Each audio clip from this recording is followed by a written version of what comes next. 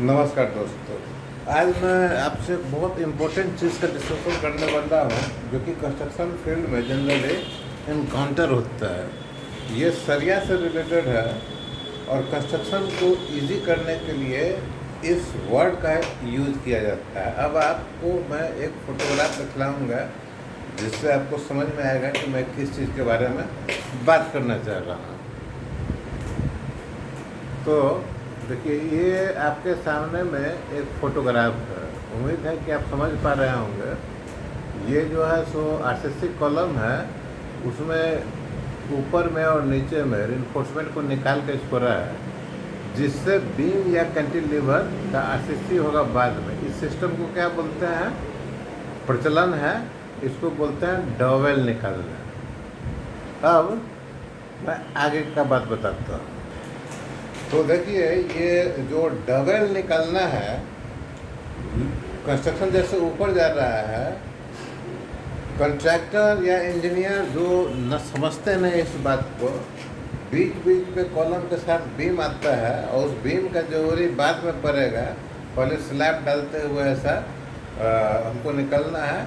कहीं पर भी डबल के रूप में सरिया को छोड़ना है तो एक बात ध्यान रखिए कि सरिया को डबल के रूप में छोड़ना इंजीनियरिंग प्रैक्टिसेस में नहीं है। ठीक है, technically it is very wrong. ठीक है, तो दो जगह डबल छोड़ने का कोशिश करता है। एक कैंटिलीवर के लिए मान लीजिए कि एक कॉलम है और कॉलम के साथ कैंटिलीवर निकालना है जो जिसके ऊपर छज्जा हो या लैंडिंग बना के स्टेयर हो। दूसरा होता है कि दो कॉलम है।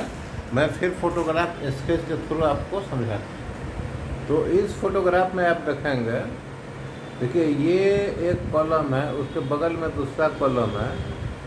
इस कॉलम से एक फीचर में बीम करने के लिए इस ढंग से कॉलम के अंदर से सरिया बाहर निकाल दिया गया, हालांकि वो डिजाइन के अनुसार ही है। तो ये बीम के लिए डबल छोड़ा जा रहा है।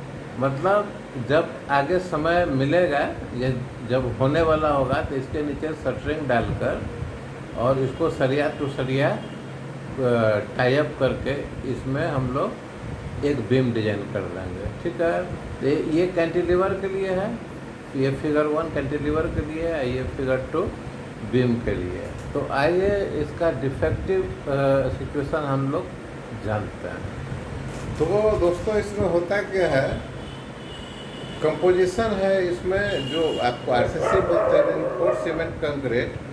तो जो सरिया हम लोग डालते हैं, सपोज कीजिए, देखिए जो कैंटिलीवर है उसमें टेंसाइल स्ट्रेस ऊपर आएगा और जो बीम है उसमें नीचे आएगा नॉर्मली। ठीक है, अब ये होता क्या है कि मान लीजिए कि टेंशन जोन में आपको जो रिइंफोर्समेंट आ रहा है 220 का आ रहा है, बीम या कैंटिलीवर में 220 का आ रहा है या कुछ भी, आप दो अलग से सेफ्टी के लिए 220 के बदला आप उसको बढ़ा दिए, 220 116 डाल दिए, 320 डाल दिए या 4 सरिया ही डाल दिए आप। ठीक है, तो जो लोड कैलकुलेशन है उस लोड के हिसाब से जो सरिया को जो लोड लेना है वो तो लगा ही लगा। ठीक है, अब नेक्स्ट स्टेप में क्या आता है, आपने अगर पढ़ा होगा इंजीनियरिंग कॉलेज में तो थ्योरी ऑफ स्ट्रक्चर में आरसीसी में डिफ्लेक्शन होता है। मीन्स कि हो सकता है कि डिफ्लेक्शन आपको आँख से नहीं दिखाई दे अगर बहुत अच्छा से डिजाइन किया हो। कोई भी बीम या स्ट्रक्चर को लोडिंग करते हैं, चाहे आरसीसी का स्ट्रक्चर हो चाहे स्टील का, तो उसमें एक डिफ्लेक्शन होता है। अगर फिक्स एंड कनेक्शन है, अगर एंड फिक्स है, दोनों एंड फिक्स है, तो एक रोटेशन बनेगा, स्लोप एक एंगल बनेगा। ये कैसा होता है मैं आपको बताता हूँ। तो इस फिगर को देखिए, इसमें दो कंडीशन है। जो ऊपर में ये फिगर 3 जो है, ये कॉलम है, ये कैंटिलीवर है। जब ये लोडिंग होगा तो जो डॉटेड लाइन है उस हिसाब से बेंड करेगा, टेंशन ऊपर में आएगा। ठीक है, और अगर ये दो कॉलम, ये और ये कॉलम के बीच में कोई बीम है, उसमें क्या होगा कि जब ये बीम लोडिंग होगा तो डिफ्लेक्शन होगा। ये डिफ्लेक्शन हो रहा है, ये ऊपर में कैंटिलीवर में डिफ्लेक्शन हो रहा है, कैंटिलीवर में ऊपर टेंशन हो रहा है, यहाँ पर नीचे टेंशन डेवलप करेगा। तो होगा क्या कि कैंटिलीवर में ऊपर में और बीम में नीचे में टेंशन आएगा, और आपने सरिया डिजाइन किया हुआ रेनफोर्समेंट टेंशन के लिए, तो रेनफोर्समेंट में कोई इफेक्ट नहीं पड़ेगा। रेनफोर्समेंट टेंशन लेगा, दिक्कत होगा कंक्रीट का टेंशन। आपको मालूम होना चाहिए कि कंक्रीट टेंशन में बहुत ही वीक होता है, और अगर उससे बाहर निकल गया, आप बुक में देखिए कितना टेंशन होता है कंक्रीट का, बहुत ही कम होता है। अगर उससे अधिक टेंशन उसको मिल गया तो वहाँ से वो हो जाएगा क्रैक। अब है कि मान लीजिए कि आपको डबल्स निकालना बहुत ही अधिक ज़रूरी हो गया है for future construction of cantilever and beam, तो उसके लिए कुछ प्रोविज़न होता है, जिसके लिए आपको मेरा नेक्स्ट फोटोग्राफ देखना चाहिए। वीडियो पर बने रहिए, बहुत इंटरेस्टिंग चीज़ है ये। तो इस फिगर में देखिए, ये जो ऊपर फिगर है ये कैंटिलीवर के लिए है, ठीक है। डबल अगर निकालना है तो नीचे में जस्ट जिसके ऊपर में निकालना रहता है हमको डबल्स, उसके नीचे में एक छोटा सा स्ट्रक्चर आरसीसी का ही बनता है, इसका भी डिजाइन होता है, इसको बोलते हैं कॉर्वेल। और अगर बीम में निकालना है डबल्स, कॉलम में निकालना है डबल्स बीम के लिए, ये बीम के लिए निकालना है, तो दोनों कॉलम में उस लोकेशन में कॉर्वेल होगा, और जो डबल का सरिया है इसके ऊपर निकला रहेगा। तो इसमें तो अभी तक हम क्या बता रहे हैं, उसका सारांश ये है कि डबल्स नहीं निकालना पड़े उस हिसाब से कंक्रीटिंग का प्लानिंग करना है। अगर कोई ऑप्शन नहीं है, डबल्स निकालना ही है, तो हमको कॉर्वेल बनाना पड़ेगा। कॉर्वेल कॉलम के साथ आरसीसी का ही छोटा स्ट्रक्चर होगा, जिसके ऊपर में डबल का सरिया निकलेगा। तो जब हम बीम और कैंटिलीवर का शटरिंग लगाएंगे, तो बीम जो कॉर्वेल का जो टॉप है और शटरिंग बॉटम का लेवल है, उसको एक रखना पड़ेगा। कहने का मतलब इस ढंग से हम लोग सरिया निकालेंगे डबल कॉर्वेल के ऊपर। बीम बॉटम में जो क्लियर कवर होता है वो हमको जो कॉर्वेल है उसका टॉप लेवल में हो जाए। आप समझिए कि हम क्या करना चाहते हैं। एक और फिगर, अभी इस स्केच को आप ध्यान से देखिए। ये कॉलम है, इसमें से एक कॉर्वेल निकला हुआ है, ठीक है। तो बीम का जो शटरिंग लगाएंगे, मतलब बीम बॉटम का जो लेवल है वो कॉर्वेल जो आरसीसी का बना हुआ है उसके बराबर होना चाहिए, ठीक है। और डबल का सरिया इस हिसाब से निकालेंगे कि जो क्लियर कवर है हमारा ये, ठीक है, ये आरसीसी का जो टॉप लेवल है उसी के हिसाब से मिल जाए, क्योंकि इसी के लेवल में हम लोग शटरिंग बीम बॉटम डालेंगे, ठीक है। अगर दिमाग में ये चल रहा है कि बीम बॉटम को उठा के कॉर्वेल के ऊपर में डाल देंगे, तो फिर इसमें जो शटरिंग का जो थिकनेस होगा जनरली 50 mm, वो 50 mm यहाँ पर आ जाएगा, जो गैप हो जाएगा उसको भरना मुश्किल है। इसीलिए शटरिंग बोर्ड को, बीम बॉटम बोर्ड को कभी भी कॉर्वेल के ऊपर में नहीं रखेंगे, उसके लेवल के साथ फ्लश करेंगे। और जो डबल्स में बीम या कैंटिलीवर का जो बॉटम का सरिया है उसको इस हिसाब से निकालेंगे कि क्लियर कवर मिल जाए। तो उम्मीद है कि क्लियर हुआ होगा। तो 99% हमको ये सोचना है कि डबल नहीं निकालना पड़े। अगर निकालना पड़े तो आपको कॉर्वेल बनाने का वहाँ पर, ठीक है, कॉर्वेल बनाना चाहिए। इसके बाद भी सावधानी है, जैसे उसमें तो सरिया जोड़ना पड़ेगा, तो सरिया जोड़ने में लैप लेना पड़ेगा। वो लैप में कभी कभी ऐसा देखा गया है कि जितना सरिया डबल्स में निकाला गया है उससे जितना बीम में आना चाहिए, तो लैप लेकर उससे अधिक हो जाता है सरिया, अगर वेट पे निकाले तो, ठीक है।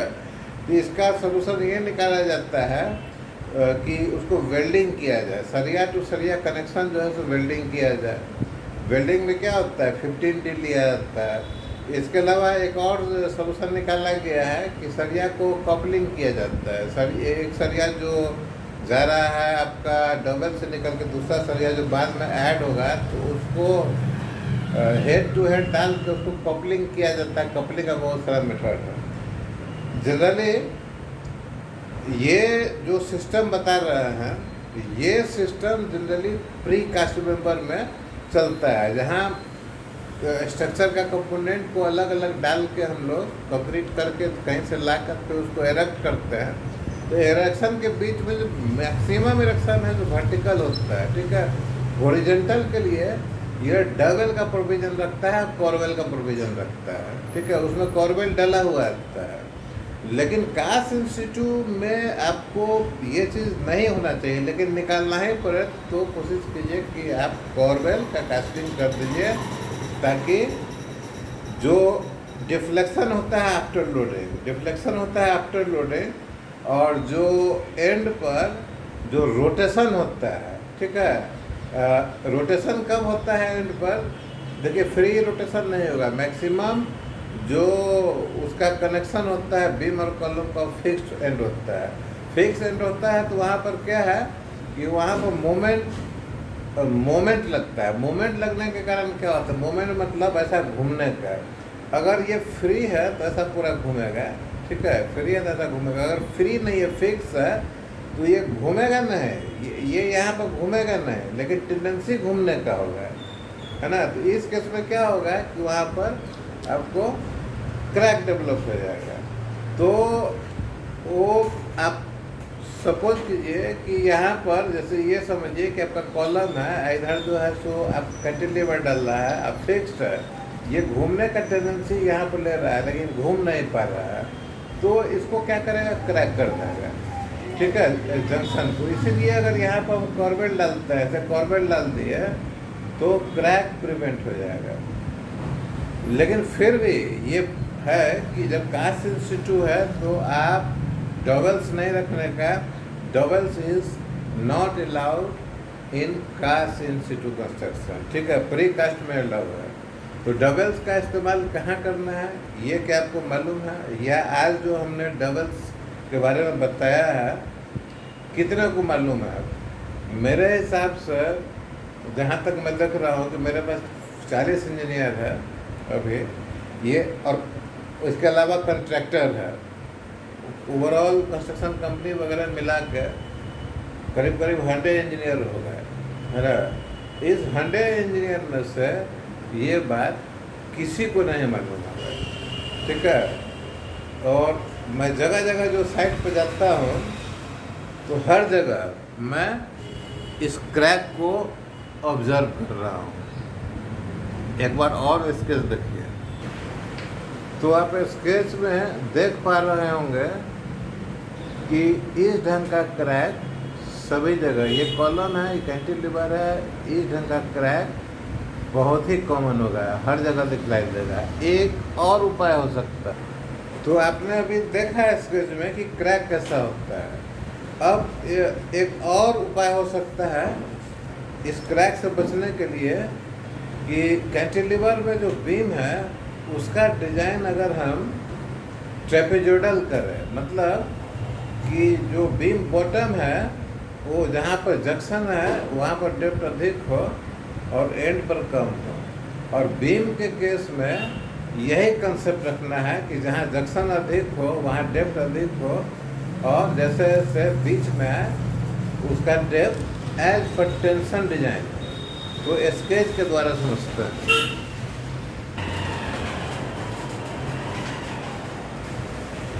तो स्केच में बनाता हूँ जरा इस चीज़ को।